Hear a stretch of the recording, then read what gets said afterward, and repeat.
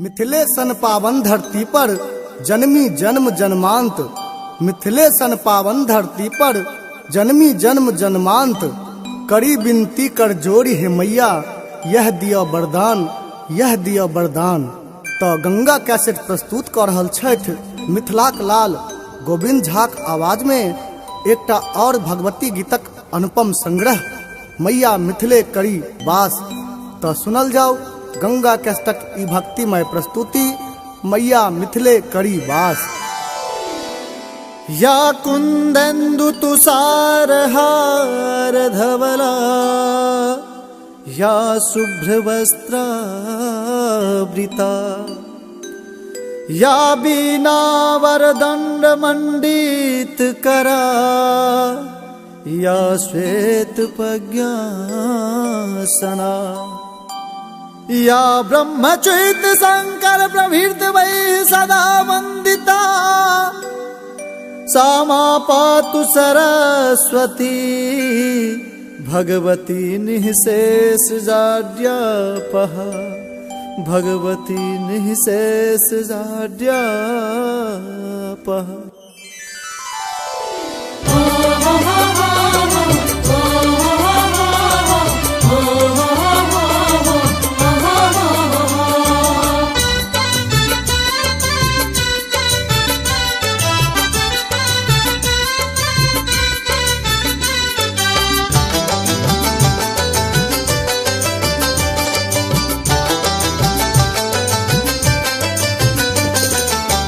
एक जन्म नहीं 7 जन्म तक, एक जन्म नहीं 7 जन्म तक, 7 जन्म नहीं जन्म जन्म तक। मिथिले करी हम बास है मैया, मिथिले करी हम बास।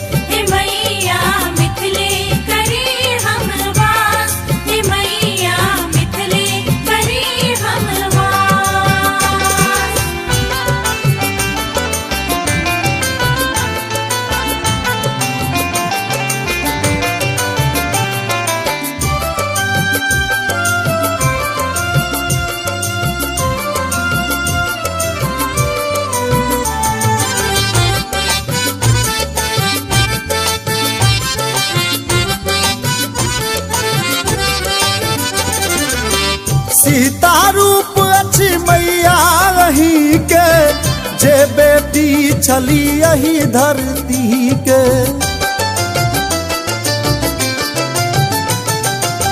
सीता रूप अच्छी मैया रही के, जे बेटी छली यही धरती के। कोना तो रब नाता मैया, कोना तो रब नाता मैया, सीता बहिन छति खास मैया। मिथिले करी हम बास है मैया, मिथिले करी हम बास।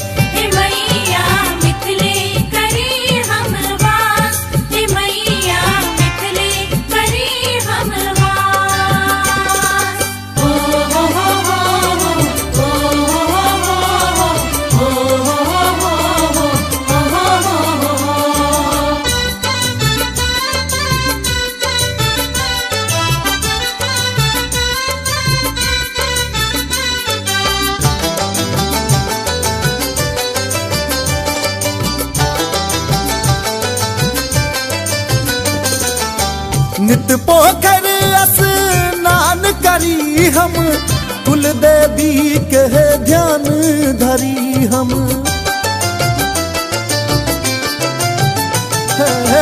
नित पोखर स्नान करी हम, कुल देवी के ध्यान धरी हम।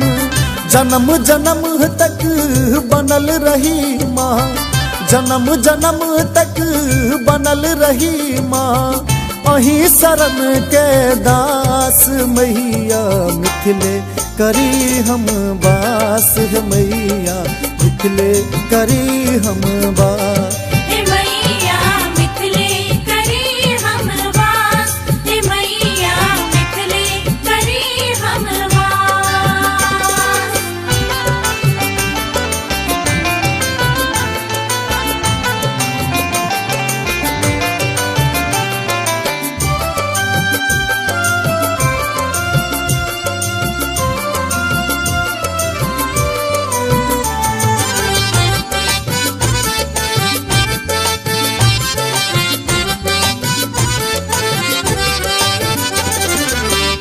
धन मिथिला ते गौरव हमर, जाहि ठमनो कर बनला दिगंबर।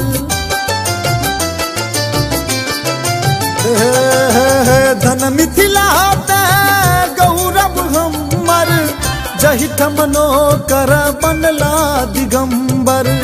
मिथिले के संतान कहाबी, मिथिले के संतान कहाबी, गोविंद के दिया विश्वास मैया मिथिले करी हम बास है मैया मिथिले करी